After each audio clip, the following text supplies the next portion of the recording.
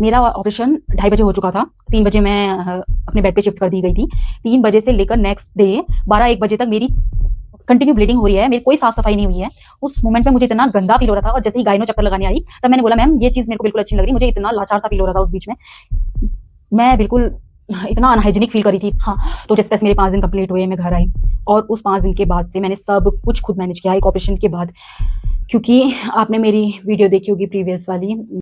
हम लोग अछूत हो जाती हैं प्रेगनेंसी वो पीरियड्स टाइम में, तो पीरियड्स भी थे मेरा बेबी भी हुआ था, तो मेरा बेबी भी अछूत था, मैं भी अछूत थी। तो मेरे को अपनी बेबी का सब कुछ खुद करना पड़ रहा था। मेरे को उसको फीड खुद कराना पड़ रहा था, उसकी साफ-सफाई, पॉटी-वॉटी सब कुछ खुद करना पड़ रहा था।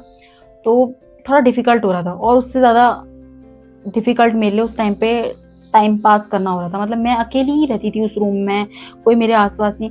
चाहे तुम मत करो, ठीक है? चाहे मदर कितना ही स्ट्रॉन्ग दिखा रही है खुद को, वो करने की कोशिश कर रही है, वो सब कुछ कर रही है, वो आपके रिचुअल्स फ़ॉलो कर रही है, सब कुछ कर रही है, लेकिन एट लीस्ट उसको टाइम दो, उससे बातचीत करो, उसको एकदम अकेला मत छोड़ो उस टाइम पे।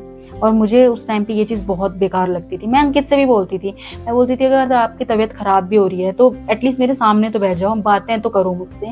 मैं एकदम अकेली हूँ, मुझे बस रोना आता था और बस मैं अपनी मम्मी को याद कर रही होती थी उस टाइम पे और सोचती थी कि मेरी मम्मी होती तो शायद मेरे साथ बैठी हुई होती, बात-वात भी कर रही होती, तो मुझे उतने में भी अच्छा लगता। और जैसे ही फिर हमारे यहाँ औरतें आती थी, फिर कुछ-कुछ दिनों में हमारे यहाँ औरतें आई, तो रोटी डालना कहते हैं उसमें, तो बेबी को देखने आते हैं। उस दिन मुझे अच्छा लगा क्योंकि उस दिन भीड़-भड़ाका बहुत ज़्यादा था, तो हाँ, उस दिन मुझे बहुत अच्छा लगा। तो जैसे-तैसे फिर नामकरण का दिन आया, 11 दिन में हमारे यहाँ नामकरण होता है। वो 11 दिन मेरे लिए काटना, बाप रे! एक अकेले कमरे में बहुत टफ था।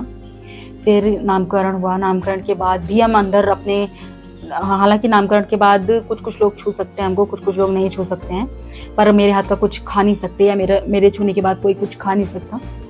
तो नामकरण के बाद भी 15 डेज़ तक मैं अलग थी। फिर 15 डेज़ मेरे कंप्लीट हुए। फिर जाके मैं अपने रूम में आई और बाप रे! फिर मुझे ऐसा लगा कि अब मुझे सुकून है। जब मैं अपने रूम में आई, अपने रूम में मैंने रेस्ट किया और जब मैं सब इधर-उधर थोड़ा बहुत करने लग गई, किचन-विचन में जाने लग गई, खुद से अपना चीज़ें ले रही थी, जैसे पानी पीना है, कुछ भी खाना-पीना है, मैं अपना लेके खा ले रही थी। हाँ, एक माँ के लिए सी सेक्शन हो चाहे नॉर्मल हो, आसान नहीं है। इस बीच में प्लीज़ उनका केयर कीजिए। मेरी प्रेगनेंसी तो बिल्कुल ही आसान नहीं रही। मैंने पूरे टेस्ट एक 4th मंथ के लास्ट में एक मेरा अल्ट्रासाउंड हुआ था। उस अल्ट्रासाउंड में मेरे साथ एनोमली स्कैन बोलते हैं उसको, लेवल 2 का। उस स्कैन में मेरे साथ मेरे फादर इन लॉ आए थे और वो मेरे लिए इतना एम्बैरेसिंग मोमेंट था जब डॉक्टर बोल रहे थे तुम्हारे साथ में कौन है, उनको बुलाओ। अब मैं ये बोली, यार मैं तो मेरा पेट खुला हुआ है और वो ऐसे मशीन से वो करेंगे और मेरे फादर इन लॉ मेरे सामने बैठे होंगे, कितना एम्बैरेसिंग हो जाएगा। उस मोमेंट में मेरे पार्टनर को मेरे साथ होना चाहिए था।